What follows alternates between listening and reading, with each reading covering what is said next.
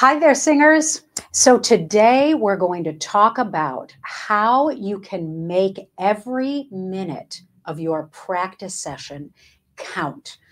Okay, so you've heard the old adage, how do you get to Carnegie Hall? Practice, practice, practice. All right, but the thing is that some people love to practice and some people hate to practice. And it doesn't matter whether you love it or you hate it. If you want to actually grow, get better, achieve your goals for yourself, you have to practice. So I'm going to give you a few things to think about that might actually help you get that practice to be efficient and effective and not such a grind. So let's get started.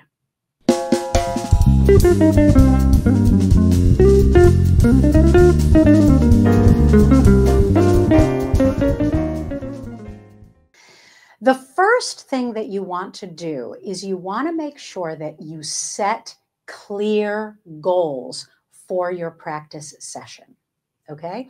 It is not efficient or effective to walk into your practice room and sit down at the piano or just start singing and not have any idea as to what it is that you want to accomplish. And when I say, what do you want to accomplish?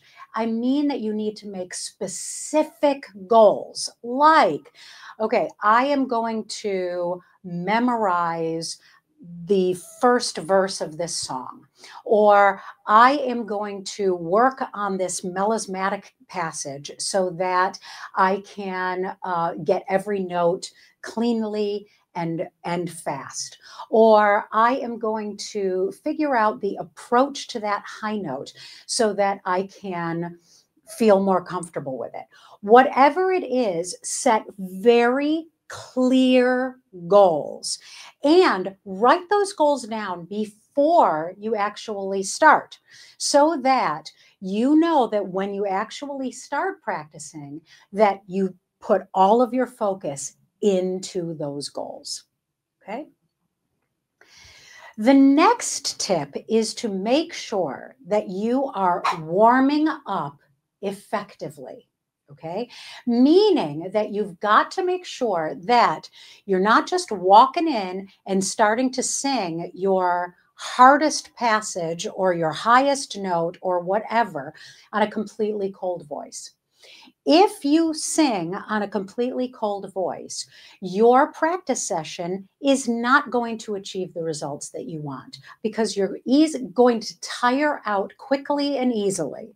And so you want to make sure that you're warming up effectively. Warming up is not just about avoiding strain. It's about preparing the voice for what you are going to ask it to do when you start singing your repertoire. Okay, so make sure that your warm-ups are specific to what your goals are. Okay, meaning that, like, if you are going to be singing a song that requires you to belt, you want to warm up your belt. Okay. If you are going to be singing lots of high notes, you want to make sure that you're warming up your chest voice and your middle voice so that you're creating a foundation for those high notes to live in. All right. So just make sure that you're warming up effectively and doing it mindfully. Okay. The next tip is use a timer for focused practice. Okay. So you might try what is called the Pomodoro method of time management, okay? And what that means is that you set a timer for whatever time increment you want. Maybe it's 20 minutes, maybe it's 10 minutes, maybe it's 25 minutes, whatever it is. Set a timer and do very focused work towards your goals in that time span. When the timer goes off, no matter what it is that you're doing, stop practicing, stop singing, take a 5-minute break. Okay, go get something to drink, walk, take a little short walk, whatever it is. But what you're doing here is that you're really forcing yourself to focus in a certain time span, and then taking off all of that fatigue and mental stress that you have been doing in trying to think about what it is that you're practicing, and you're giving your brain a rest, which means that then the next time that you come into the practice room after that 5 minutes is over, then you'll be a little bit more refreshed. Okay. So another practice technique that can really help you is to record yourself. Okay. Remember that as a singer, you cannot trust what your voice sounds like while you are singing. Okay. Remember that when you're singing, you actually are hearing not only what is coming out of your mouth and going into your ears, but how that is also mixing with all of the vibration that's going on in your head.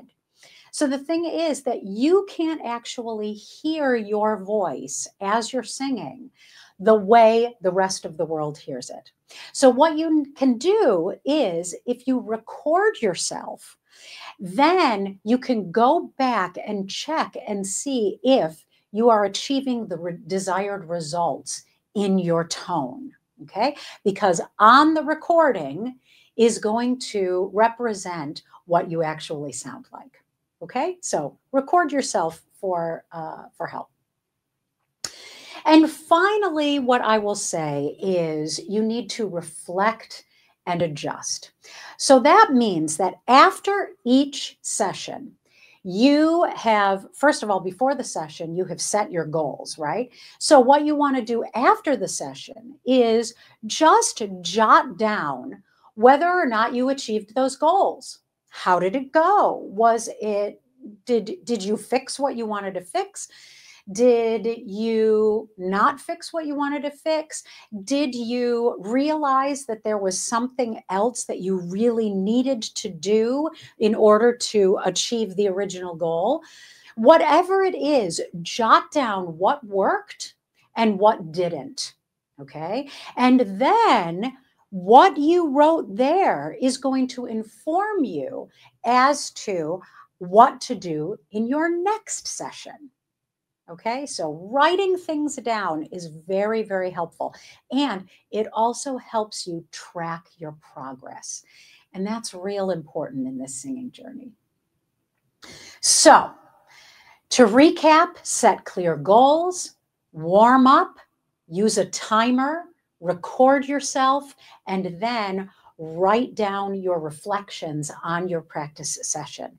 And if you do that, you're going to see the progress that you really want to see. And not only are you going to see that progress, but that progress is going to come faster. Okay?